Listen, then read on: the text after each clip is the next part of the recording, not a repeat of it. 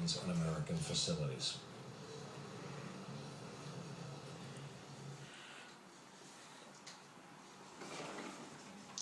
Good evening. Tonight, I can report to the American people and to the world that the United States has conducted an operation that killed Osama bin Laden, the leader of Al-Qaeda, and a terrorist who's responsible for the murder of thousands of innocent men, women, and children. It was nearly 10 years ago that a bright September day was darkened by the worst attack on the American people in our history. The images of 9/11 are seared into our national memory.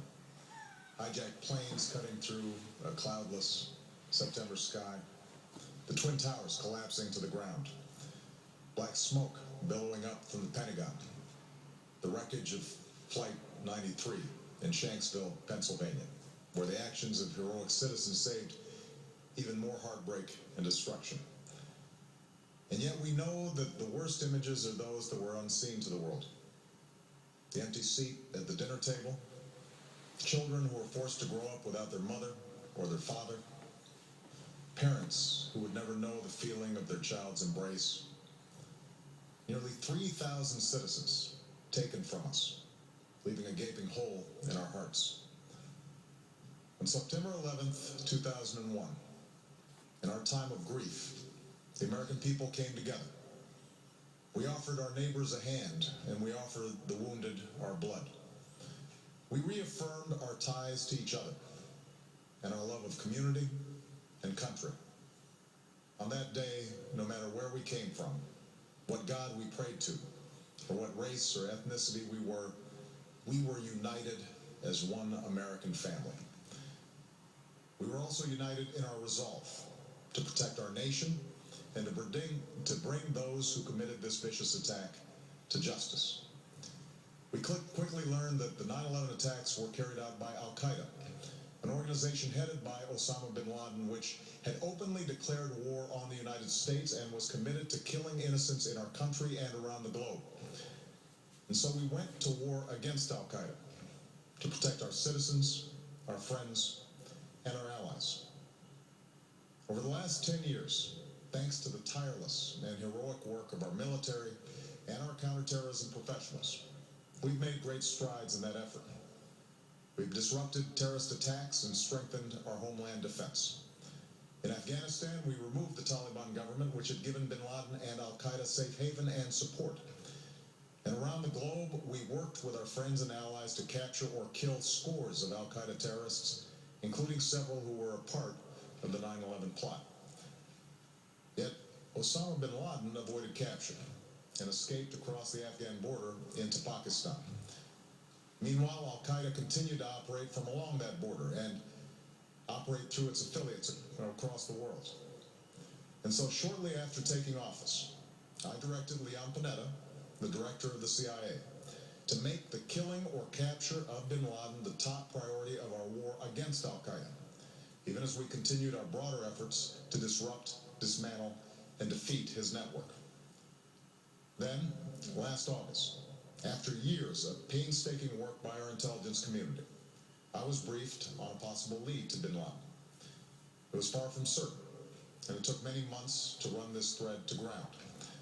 I met repeatedly with my national security team as we developed more information about the possibility that we had located bin Laden hiding within a compound deep inside Pakistan. And finally, last week, I determined that we had enough intelligence to take action and authorized an operation to get Osama bin Laden and bring him to justice. Today, at my direction, the United States launched a targeted operation against that compound in Abbottabad, Pakistan. A small team of Americans carried out the operation with extraordinary courage and capability. No Americans were harmed. They took care to avoid civilian casualties. After a firefight, they killed Osama bin Laden and took custody of his body. For over 2 decades, bin Laden has been Al-Qaeda's leader and symbol, and has continued to plot attacks against our country and our friends and allies. The death of bin Laden marks the most significant achievement to date in our nation's effort to defeat Al-Qaeda. Yet his death does not mark the end of our effort. There's There's no doubt that Al-Qaeda will continue to pursue attacks against us.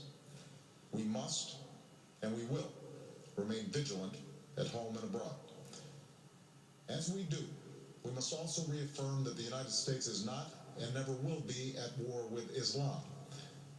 I've made it clear, just as President Bush did shortly after 9/11, that our war is not against Islam. Bin Laden was not a Muslim leader. He was a mass murderer of Muslims.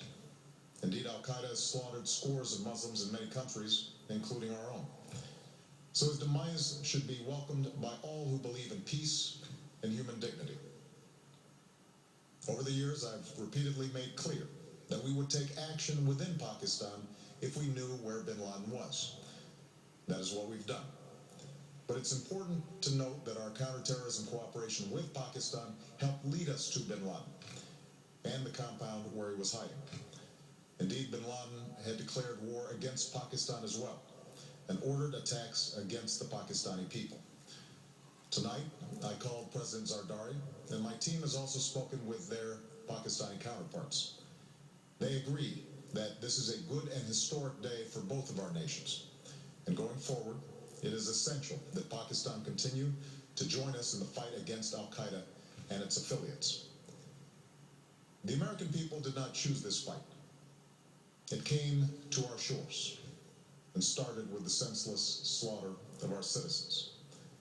After nearly 10 years of service, struggle, and sacrifice, we know well the costs of war.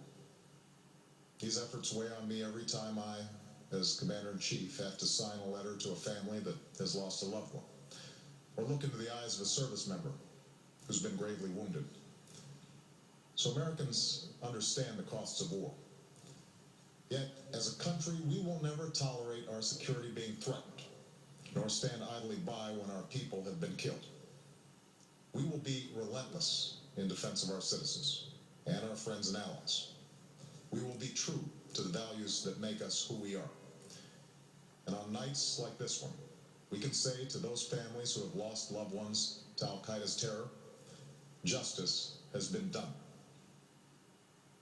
Tonight, we give thanks to the countless intelligence and counterterrorism professionals who worked tirelessly to achieve this outcome. The American people do not see their work nor know their names, but tonight they feel the satisfaction of their work and the result of their pursuit of justice. We give thanks for the men who carried out this operation, for they exemplify the professionalism, patriotism, and unparalleled courage of those who serve our country. And they are part of the generation that has borne the heaviest share of the burden since that September day. Finally, let me say to the families who lost loved ones on 9/11 that we have never forgotten your loss, nor wavered in our commitment to see that we do whatever it takes to prevent another attack on our shores. And tonight, let us think back to the sense of unity that prevailed on 9/11. I know that it has at times frayed, yet today's achievement is a testament to the greatness of our country and the determination of the American people. The cause of securing our country is not complete, but tonight we are once again reminded that America can do whatever we set our mind to. That is the story of our history. Whether it's the pursuit of prosperity for our people or the struggle for equality for all our citizens, our commitment to stand up for our values abroad, and our sacrifices to make the world a safer place. Let us remember that we can do these things not just because of wealth or power, but because of who we are. One nation, under God, indivisible, with liberty and justice for all. Thank you. May God bless you. And may God bless the United States of America. And with that, the president